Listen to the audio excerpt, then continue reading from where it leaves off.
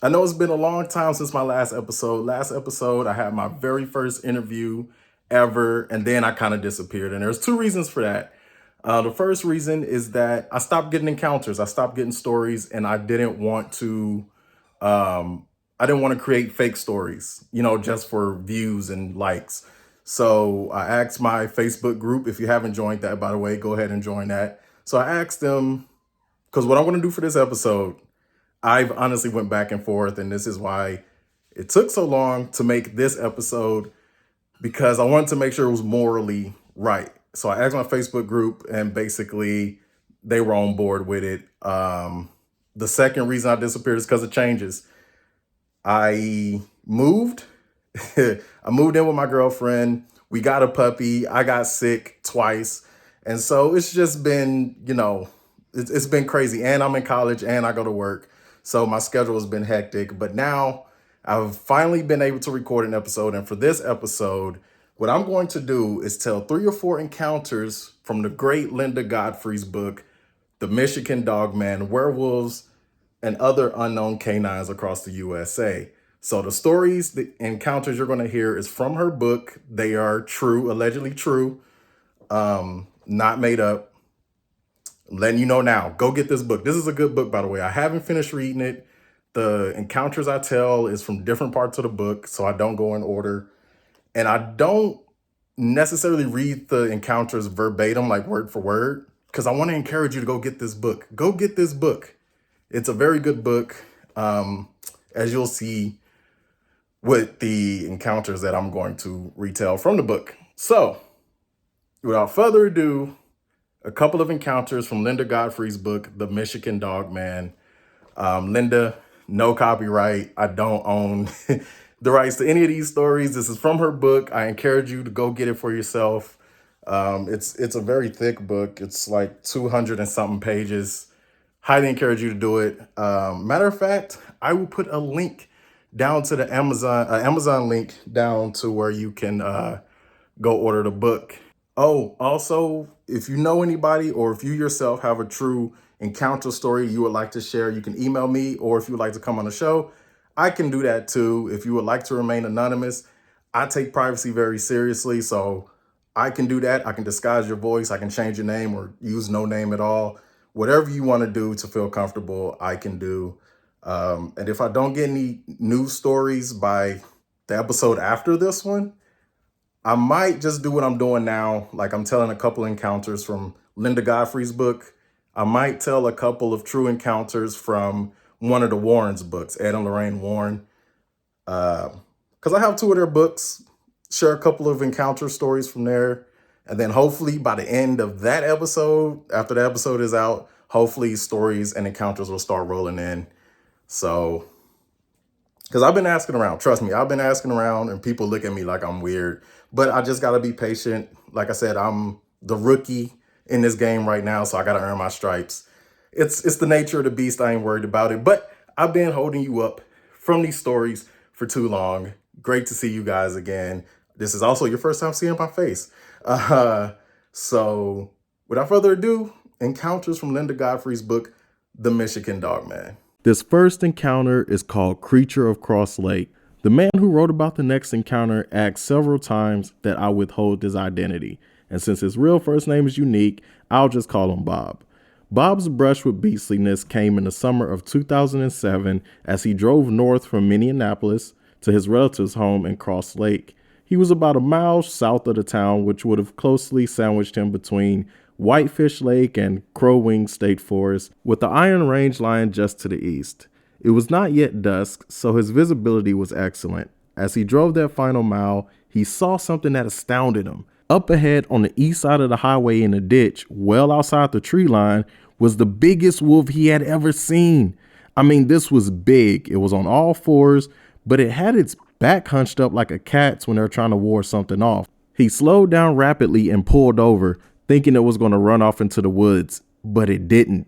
It just stood there, staring at him from about 25 to 30 feet away. At that point, Bob could feel his heart begin to race. There was something very wrong with this picture. It was not just a giant wolf, it was built differently. There was something different about the arms and legs from how a wolf's or dog's legs are connected or shaped. It had almost human qualities to it. Bob estimated that he stared at the creature for at least a minute and a half and watched the creature return his stare, immobile, its lips curled back in a frozen snarl. The bizarre thing was that looking in its eyes, there was high intelligence there.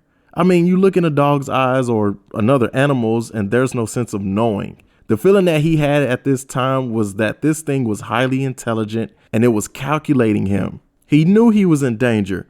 He was very ready to punch the gas and almost did when it dropped its back down low and took a few steps slowly towards him in stalking fashion. As he took his foot off the brake to punch the gas, he hit the horn.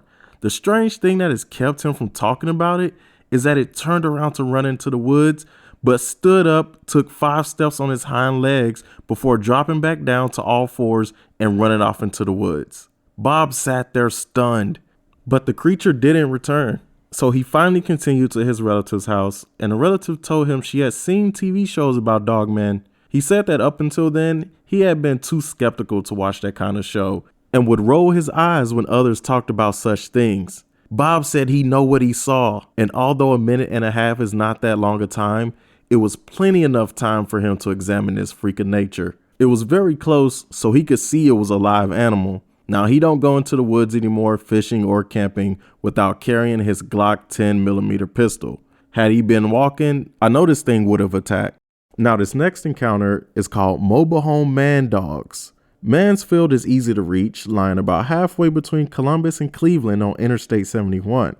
The 39-year-old woman who wrote me on MySpace.com said she was visiting her twin sister who lives in a mobile home park surrounded by woods at the time of her sighting. Neither woman works outside the home. One is married to a truck driver and another to a U.S. Postal Service employee. One night during the visit, the sisters decided to take a little stroll around the park in the cool weather that hovered just above the freezing mark. As they rounded a corner on one of the lanes, the twins stopped short as a porch light from one of the homes revealed 2 black, dog-like creatures standing only about 15 feet away from the road.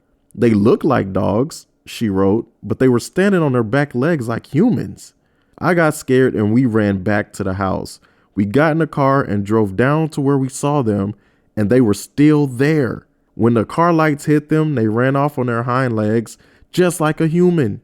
They were creepy. The creatures were totally black with tall pointed ears, long snouts, and an appearance somewhere between a German Shepherd and a Doberman. She said the coats were shaggy with medium length fur, and that the front legs seemed shorter than the hind legs. They never got down on all fours, she said, but when they ran, their arms were sort of out in front of them. She said that she did not notice any odor, but that the creatures made an odd clicking sound, although she could not tell whether it was coming from their mouths or their feet. One was slightly smaller than the other, and they stood about 5 feet tall. Other people in the park have also reported seeing them. The next day, the sisters walked to the wooded area again, and this time heard the odd clicking noise coming from inside a huge brush pile, which they thought might be the canine's den. They decided not to disturb them any further. Now, these next eyewitness accounts are a collection of 7 very brief encounters from a section called More Sightings in Brief. 1951, Henderson, Western Kentucky on the Indiana border. 5 children and a woman saw a man-sized wolf-like creature peering into the living room window of a home on Wilson Station Road. It had pointed ears, a muzzle, shaggy fur, and wore a tattered, filthy white shirt. Let me know what you guys think about that brief encounter down in the comments below. What's up with the tattered, filthy white shirt? Let me know your theories and thoughts down below. 1975, Boyd County, Eastern Kentucky. A woman driving on Route 168 saw a 6-foot-tall, shaggy-furred creature with long snout and fangs. She also noted a sense of temporal displacement as time seemed to slow down when she passed the creature, although fright can sometimes distort our perception of time. 1980s, Boyd County. Ashland, Kentucky cemetery was said to be frequented by a wolf-like creature that could run on 2 or 4 feet, leap easily over high fences, and chase people, including 2 policemen in a taunting manner before running away. This behavior is consistent with most man-wolf reports. 1991, Harrison County in eastern Kentucky. 2 people driving on a gravel road outside Cynthiana saw a 3-foot creature run across the road on 2 canine-like legs. I wonder if that was a juvenile. Early 2000s, Grinnell County in eastern Kentucky. A couple driving separate cars home at night were stunned when a werewolf-looking thing covered in fur with pointed ears and long claws ran at each of their cars and vaulted over them before running into the woods. What do you guys think that was about? My theory is that this Dogman was having its own sick, twisted version of fun and trying to intimidate them and put fear into them before running off. But let me know what you think about this story down in the comments below. March 1st, 2005, around 5 a.m. in rural western Bullitt County, a woman encountered a 6 to 7 foot tall creature walking upright about 40 yards away in her driveway. It had a well-muscled chest, canine head and legs, dark fur, and turned its head to look at her when she gasped before it darted into the trees on 2 legs. Its eyes reflected yellow from a nearby security light, and it had ears similar to a German Shepherd. Her family had noticed many cats gone missing around that time. You know, I'm already not a morning person, so being up at 5 sucks enough. But to be up at 5 in the morning and to see this thing on top of that, you might as well just cancel the day. Just cancel the day, throw it away, and we'll try this again tomorrow morning. And October 3rd, 2009, Bettyville, a young man in a tree stand saw a 6 to 8 foot upright creature with a face like a wolf and dark fur staring at him, yellow-eyed, from only 20 yards away. And for this last encounter, this one's called Main Jeep Attacker.